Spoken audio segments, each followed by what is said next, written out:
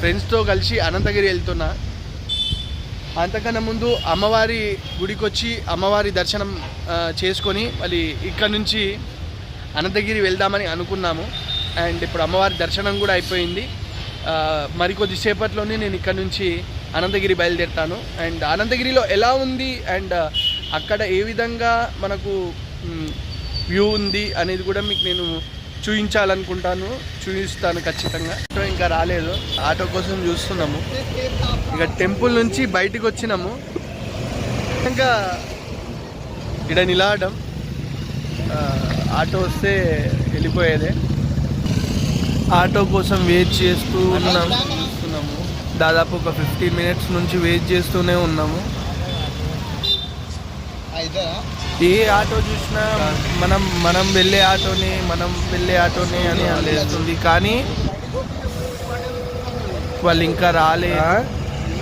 Auto వస్తున్నట్టుంది.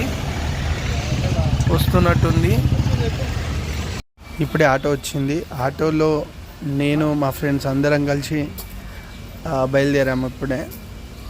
And ఇక్కడ నుంచి దాదాపుగా 120 kilometers ఉంటుంది. 120 kilometers వెళ్ళా. ఇప్పుడే వికారాబాద్ దాటి ముందుకు వెళ్తూ ఉన్నాం. వికారాబాద్ రైల్వే గేట్ దాటి మేము అనంతగిరి హిల్స్ వైపు వెళ్తూ ఉన్నాం. ఇక్కడ పక్కన పీకాక్ పార్క్ ఉందండి. అండ్ ఈ వీడియో చాలా వరకు మీకు మంచి విషయాలను నేను తెలియజేయడానికి ప్రయత్నిస్తాను ఇక్కడ. అండ్ ఇక్కడ మనకు ఒక సర్కిల్ వస్తుంది. సర్కిల్ నుంచి మనం రైట్ సైడ్ వెళ్ళాలి, లెఫ్ట్ సైడ్ వెళ్ళకూడదు, రైట్ సైడ్ వెళ్ళాలి.